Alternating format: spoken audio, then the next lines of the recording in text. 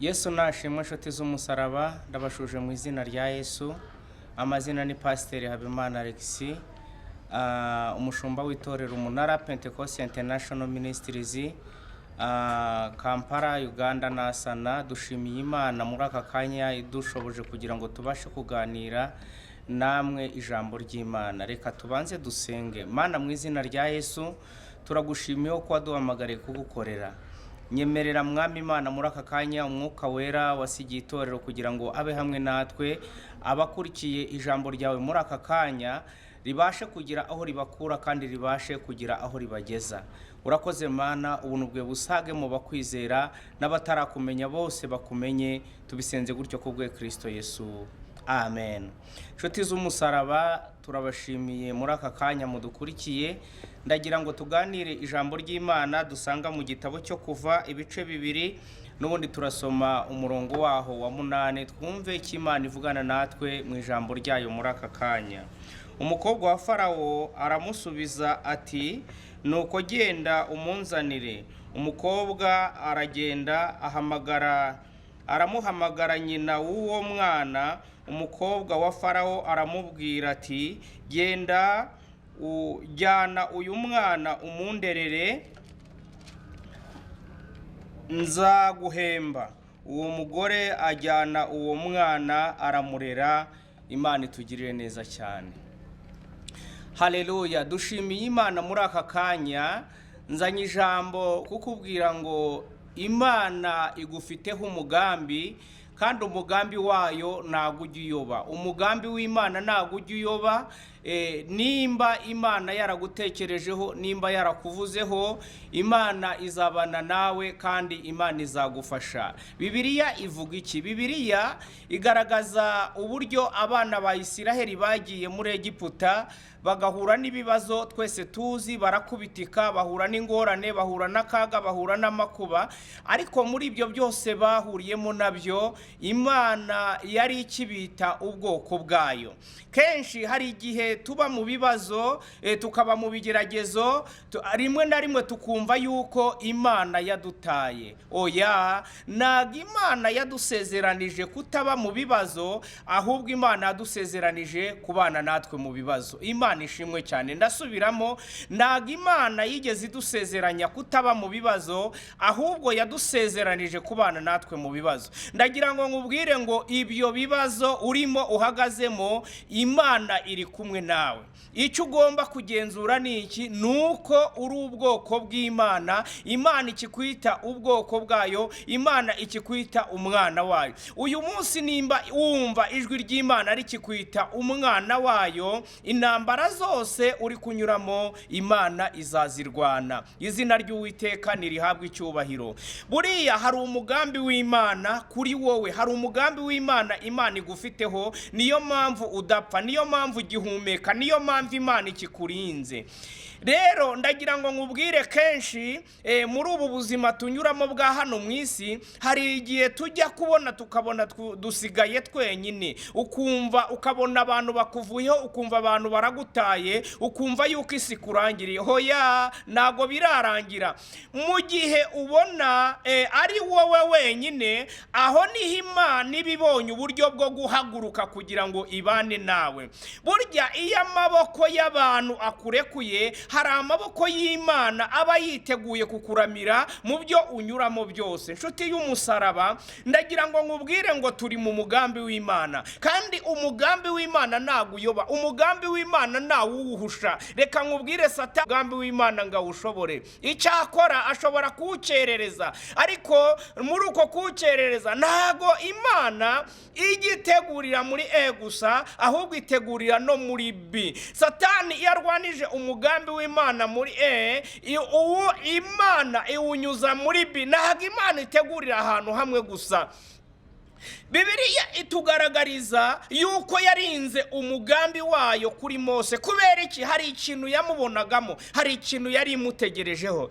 Bibiliya iravuga ngo aba bana ba Isiraheli bariyo muri Egiputa barakubiteka bahura n'ibibazo batakira Uwiteka. Muri uko gutakira Uwiteka, Imana yari yamaze kare cyane gutegura umuntu uzakura Abisiraheli muri bya bibazo. Ndashaka kukubwira ngo hari umuntu Imana yateguye mu buzima bwawe igomba guhagurutsa kugira ngo agukure aho umwanzi yagushyize akugeza heza Imana yaguteguriye. Haleluya.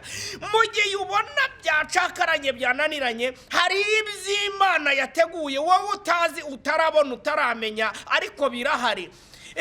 Mu gihe Abisiraheli bari Farawo yarakabije uburetwa, atoteza abana b'Imana, abakubita, ababumbisha amatafari mu gihe gikomeye cyane. Aho niho Imana yari yamaze gutegura Mose biruhije bikomeye utamenya, ariko aho ngaho Imana yari yamaze kumutendeka kera kugira ngo akure abana ba Isiraheli muri Egiputa. Nshuti y'umusaraba, urabona ikibazo urimo nta muntu wakigukuramo, ariko hari umuntu Imana yateguye kera wo gukukura muri ibyo bibazo. Hari inzira Imana yaciye amaso yawe atarabona, ubwenge bwawe butaratekereza, ariko Imana yamaze guca izo nzira utazi. Nicyo usabwa, ikintu usabwa nta kindi ni ukuba maso ugakomeza kugendera mu nzira yo gukiranuka. Icyo ni icya mbere.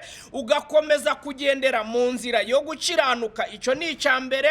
Icya kabiri ni ugukomeza gusenga no gutakira Imana, kuko birigaragaza ko Abisiraheli batakiye Imana. Muri uko gutakira Imana, Imana ikabumva, aribwo yahagurukirije Mose.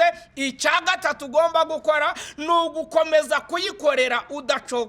Ugahagarara muri ibyo bintu bitatu, ugategereza Imana. Imana izaza hari umuntu yateguye. Ntabwo wamenya umugambi w'Imana. Biratangaje cyane. Mu gihe Mose yavutse mu gihe gikomeye, mu gihe Farawo yari yategetse yuko abana b'abahungu bose bavuka bagomba kwicwa. Kubera iki? Mose yari yatinya Abisiraheli.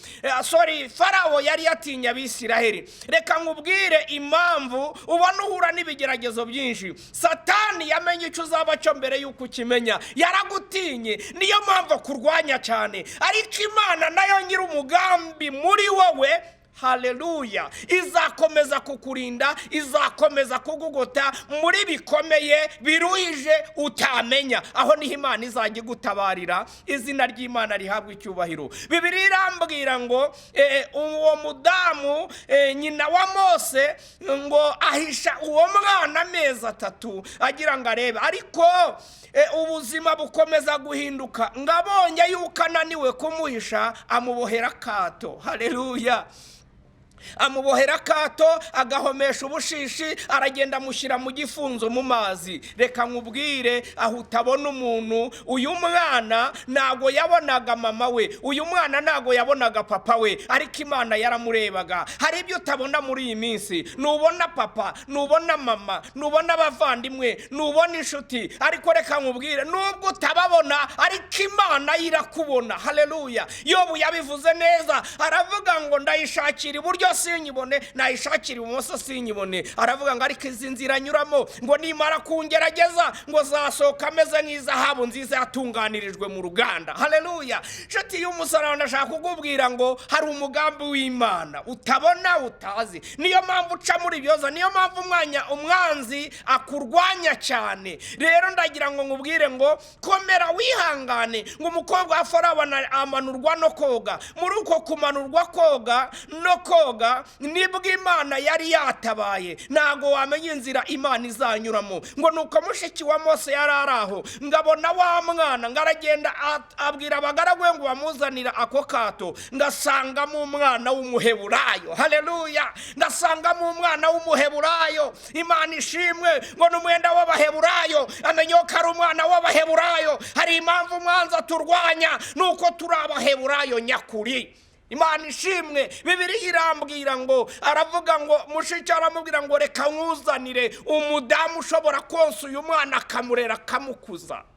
Imana ishimwe. Ngo nuko aragenda azana mama we wamubyaye aramurera. Ngo mushiki wa Farawo, umukobwa wa Farawo, niyo magambo twasomye, aramubwira ngo mujyana umunderere nzajya nguhemba. Reka nkubwire, muri biruhije utamenya, muri uwo mugambi w'Imana amaso yawe atabona. Mose arererwa ku mugaragaro, kandi nyina wa Mose ahembwa. Ngo nuko amaze kukura amujyana kwa Farawo. Niyo mpamvu iby'Imana yabikoze, yarindaga umugambi wayo muri Mose. Umva nkubwire, ndashaka kubwira ngo hari umugambi w'Imana, Imana irinze muri wowe. Uhumure, ntacyo uzaba, ureke kwigirira nabi. Yesu ari kumwe n'abamwegera, Yesu ari kumwe n'abamushakana umwete. Ndashaka dusenge muri aka kanya. Ucitse intege wumvaga hirya no hino nta butabazi nta murengezi, ariko Imana irahari, yiteguye kugutabara. Hari inzira yaciye kera mu gihe Abisiraheli bariraga batabona umutabazi, nibwo Mose yari ari mu kato, kandi nibwo Imana yari iri gukorera imirimo iyo. Reka nkubwire, hari imirimo Imana iri gukora utazi, hari imirimo Imana iri gukora amaso yawe atabona, hari imirimo Imana iri gukora amatwi yawe atumva, ariko irahari. Komera wihangane, mu gihe gikwiriye Imana ihagurukije umutabazi ku buzima bwawe. Imana ishimwe cyane. Reka dusenga Imana. Imana ikwambika imbaraga, kandi Imana igukomeze mu izina rya Yesu. Imana nkorera mu izina rya Yesu. Ndasengera mushiki wacu mwene data wari ucitse intege, wari unaniwe.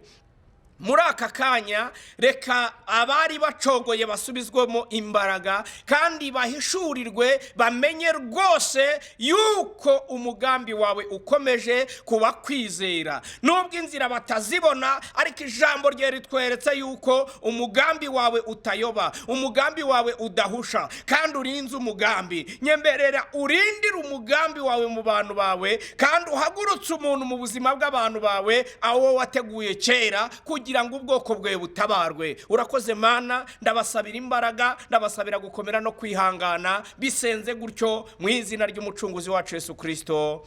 Amen. Yesu Kristo aguha umugisha. Komera, hariho umugambi w'Imana. Yesu abaha umugisha.